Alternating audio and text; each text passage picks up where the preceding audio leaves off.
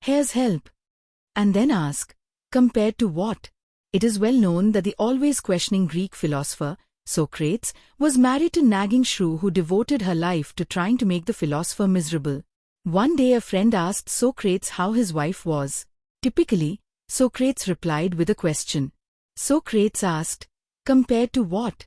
Like all of Socrates' questions, there is great wisdom hidden in the inquiry. Compared to what?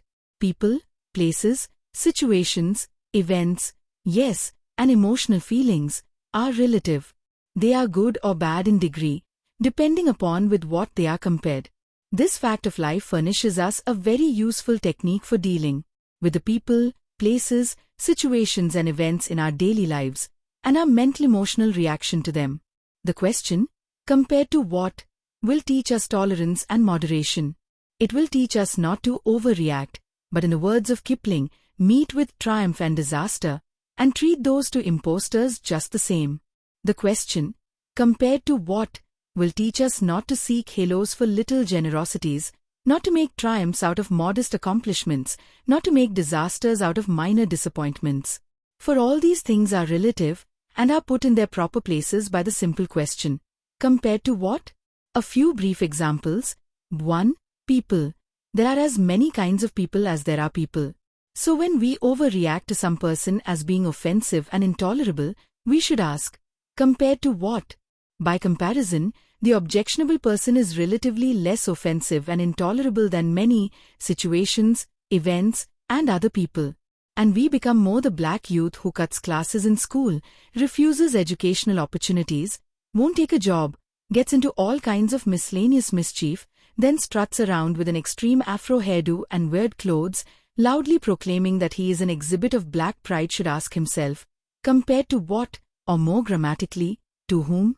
To Dr. Charles Drew, the distinguished Negro doctor who developed the means of preserving blood plasma and saved millions of lives of all races?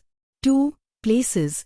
People who devote their great wealth to building mansions on expensively landscaped estates and proudly think, look, what I have built, should ask, compared to what?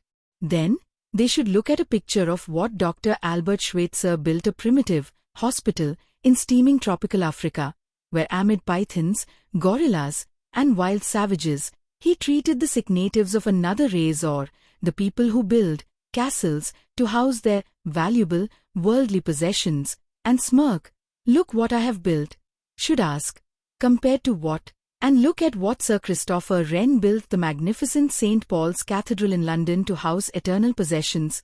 3. Situations and events. Whatever happens to affect our lives is relative to past, present, or possible events. We put events into perspective by asking, compared to what? There have been, are now, and undoubtedly will be, better and worse events. Each event, good or bad, always has passed, always will, with the ticking of the clock and the changing of the calendar. Even while it lasts, each situation is not the ultimate ecstasy or tragedy, but only relative. Compared to what? 4. Emotions. We must remember that it is not what happens, but how we feel about it, that really matters. Before we overreact emotionally, let us calmly appraise the impact of each incident, compared to what? Judged unemotionally, in comparative relativity, we will find that the incident deserves not our overreaction but our shrugging off as one of life's incessant trivialities. This is a way to moderation and tolerance. Compared to what?